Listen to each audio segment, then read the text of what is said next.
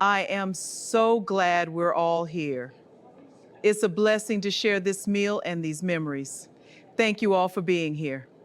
We love you. There is a moment in every man's life where he believes he is untouchable, where everything around him looks exactly the way he planned it, and the people clapping for him make him feel like the walls he built will never come down. Marcus Ellison had that moment.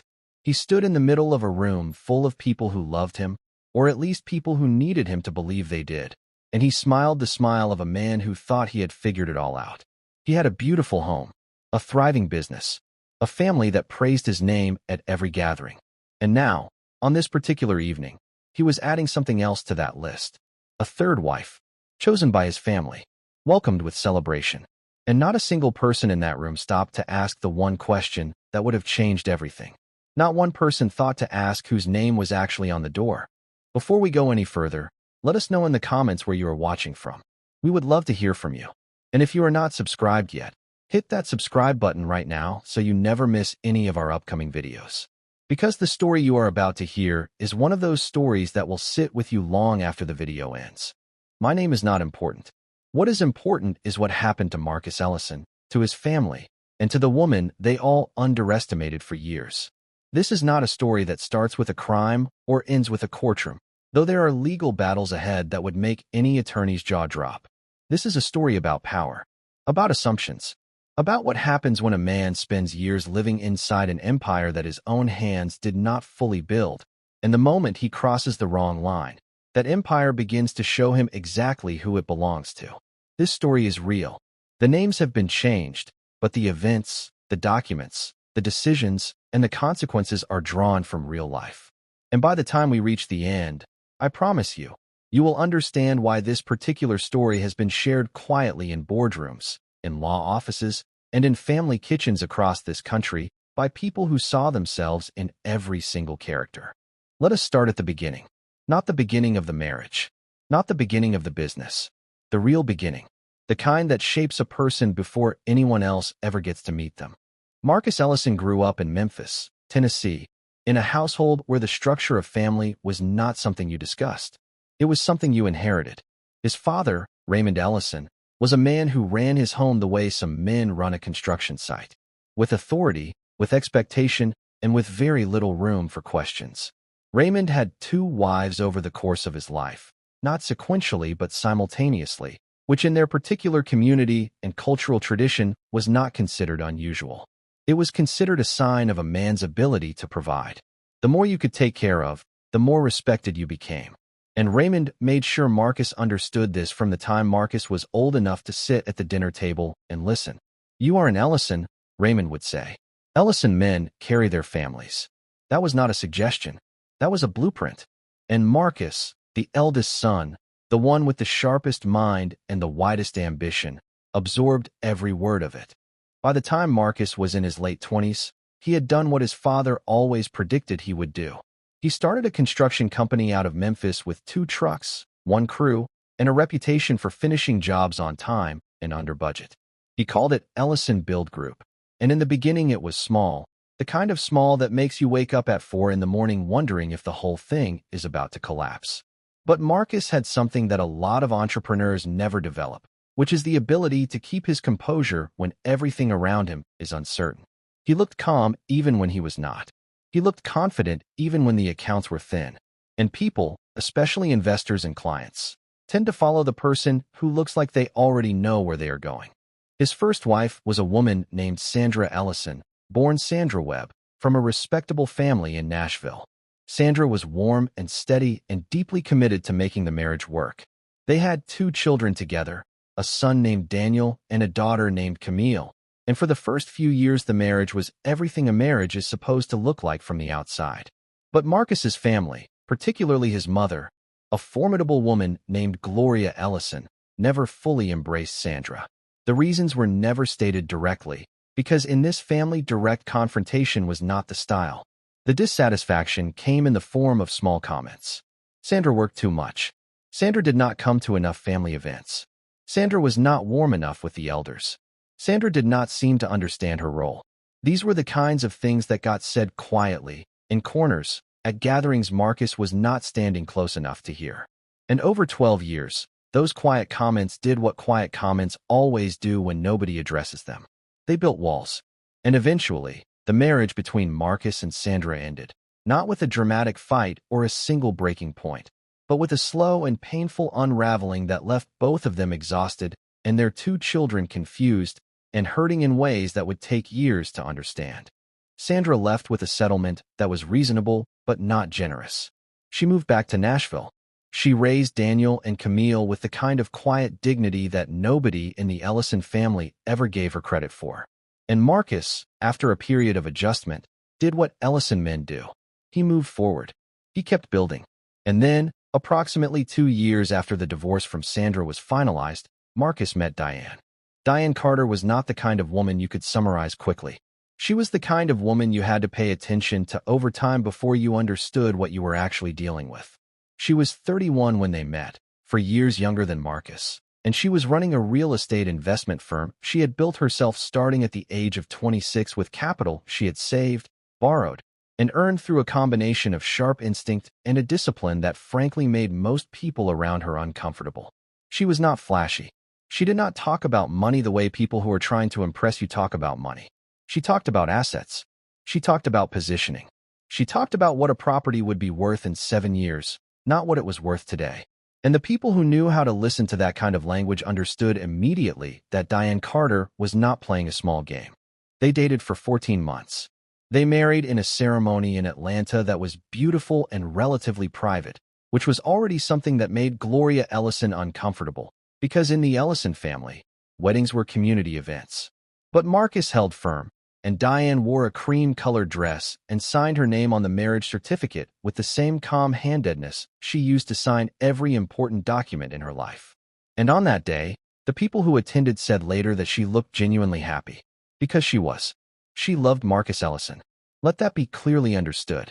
What came later was not the result of a woman who never cared. It was the result of a woman who cared enough about herself to make sure that caring about someone else would never leave her with nothing.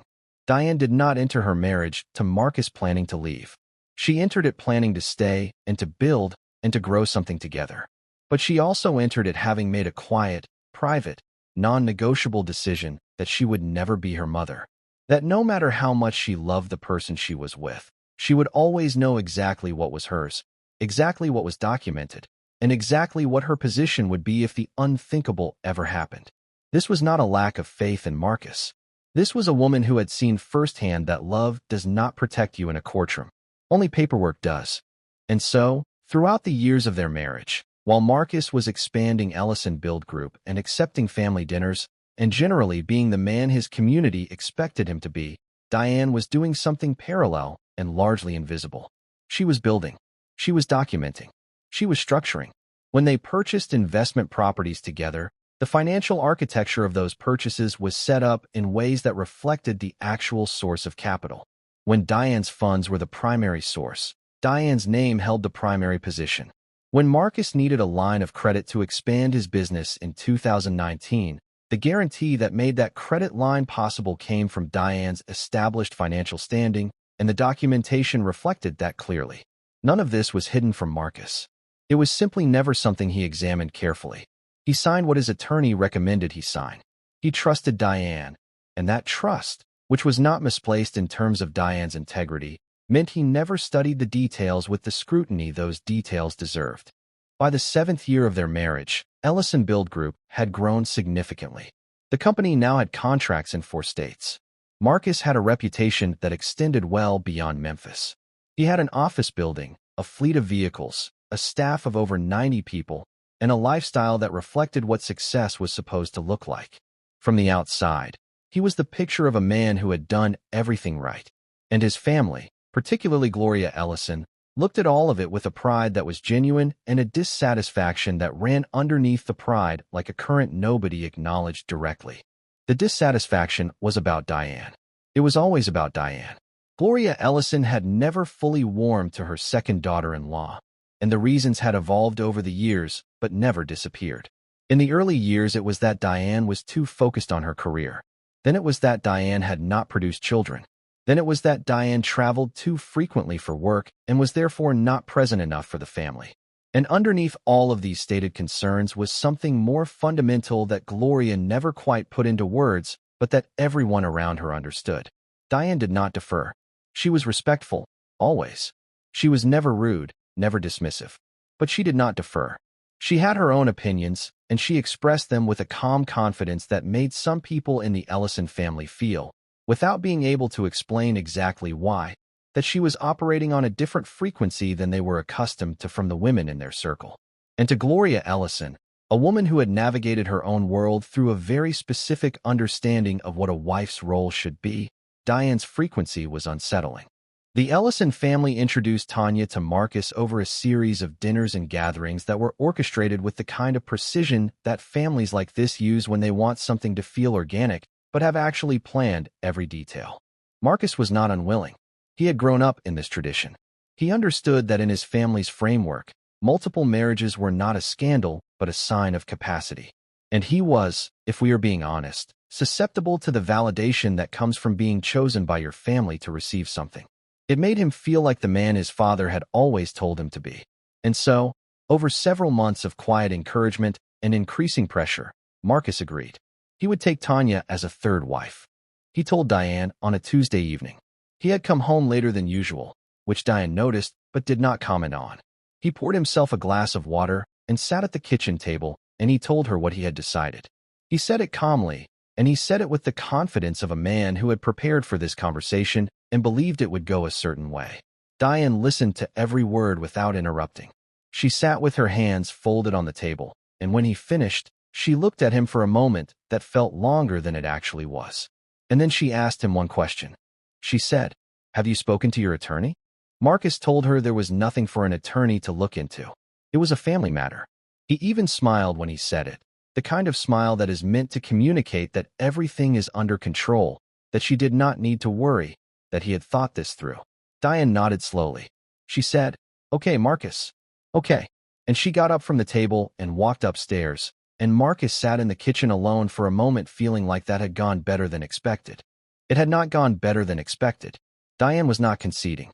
Diane was calculating. The introduction ceremony for Tanya was held 3 weeks later at a rented hall in Memphis. Gloria Ellison organized every detail. There were flowers and candles and a catered dinner and a playlist that someone had clearly spent time curating. Marcus's brothers were there, his cousins, his uncles, members of the family's church community. It was the kind of event that makes everyone in the room feel like they are witnessing something meaningful.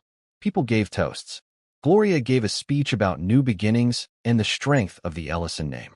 Marcus sat at the center of it all looking like a man who had been given exactly what he asked for.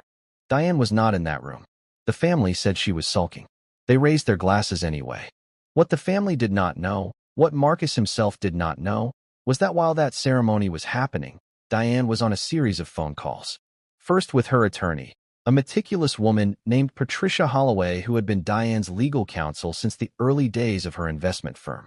Then with her accountant.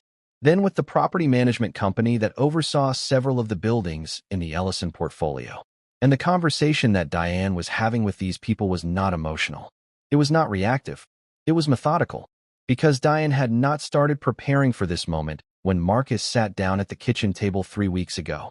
She had been preparing, in one form or another, since the day she signed her name on her marriage certificate.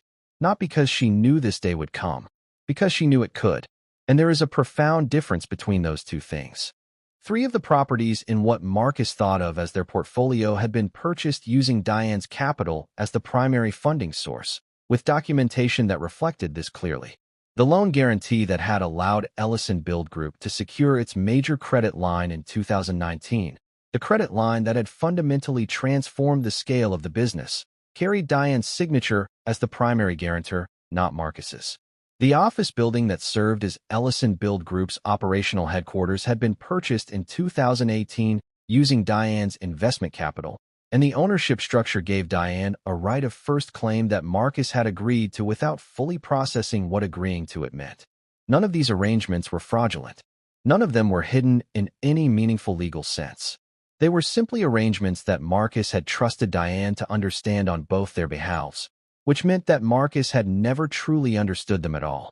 2 months after Tanya moved into the Ellison home, Marcus attempted to access a joint business account that he and Diane had maintained since the second year of their marriage.